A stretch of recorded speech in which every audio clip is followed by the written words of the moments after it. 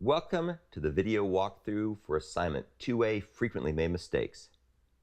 First and foremost, make sure to document your code. A number of you did a good job filling in the to-dos, but then didn't explain what your code was doing. So make sure you document everything thoroughly. Let's take a look at some of the mistakes. This comes from the being callable class. And this is actually a call method that returns a being callable. The code here is way too complicated. It's very simple.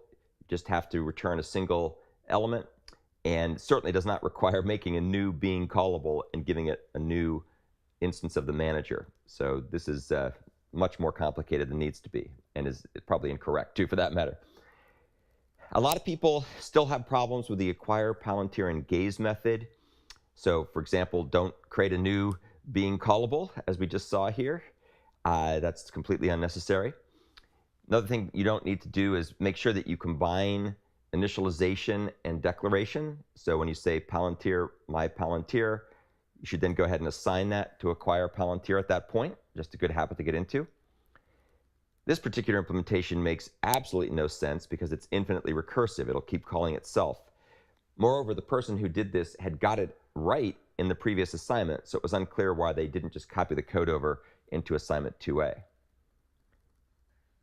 This next example of a buggy acquire, palantir, and gaze method doesn't implement the specification properly.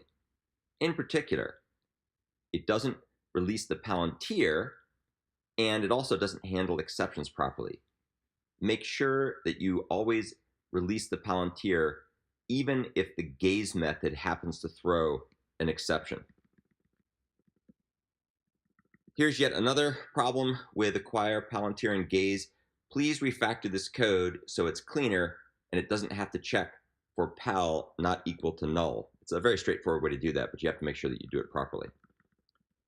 Let's now go ahead and move over to the Executor Service Manager implementation and look at some of the problems that occurred there.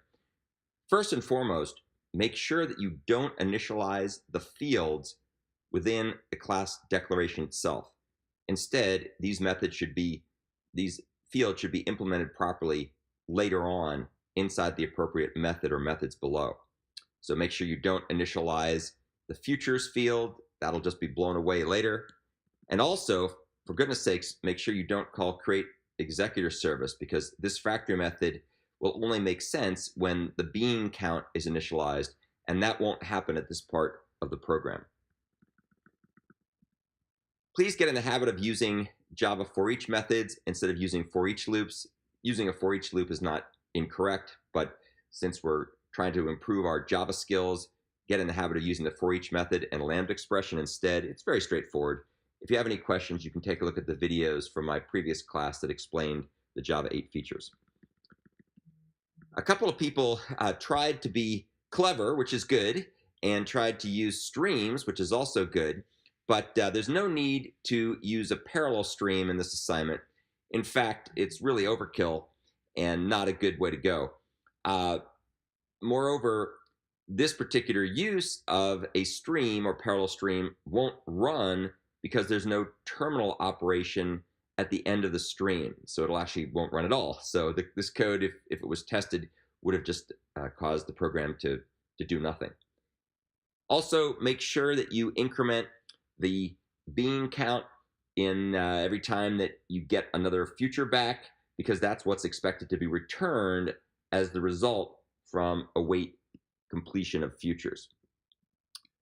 Let's take a look at another erroneous implementation of await completion of futures. Make sure that you don't call is done in a loop. That's incredibly inefficient, since it's just going to spin and busy wait unnecessarily. You need to use the blocking get call instead.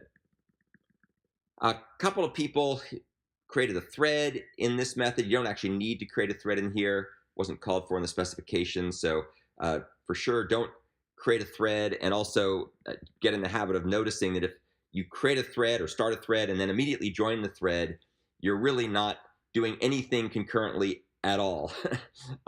You're just blocking right away, so it's an unnecessary use of a thread. Another thing to think about is the implementation of await completion of futures doesn't need to be anywhere near as complicated as the code that's shown here. In particular, you don't need to be removing, oops, that shouldn't say remote, that should say remove. So don't call remove, and also don't call collect to list. There's a much, much simpler way of doing this, and that's what you should be doing. Also, make sure that you put your code in the right location. The code for these methods, such as await completion of futures, should go inside the appropriate is undergraduate to do or is graduate to do methods, which help us with the testing, because then we can test it more effectively. So don't put your code outside of that. I had to say that in a lot of people's solutions because a lot of people got that wrong. There were a bunch of mistakes people had on shutdown now. So first of all, just calling cancel really isn't sufficient.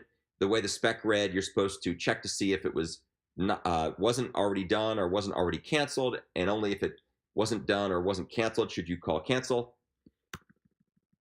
This particular implementation omitted a bunch of things, and it also called the wrong version of shutdown. Don't be calling the shutdown method. You have to read the specification, which says to shut down immediately. So that the name should give you a hint as to what's going awry here. A couple people also would either check for is not is done, or they would check for not is canceled. You actually need to check for both, so make sure you do that.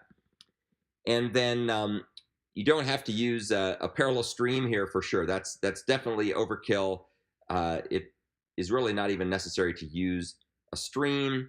Just go ahead and use the for each method. That's a much cleaner way to do things. And again, don't be calling shutdown. That's the wrong method to use here.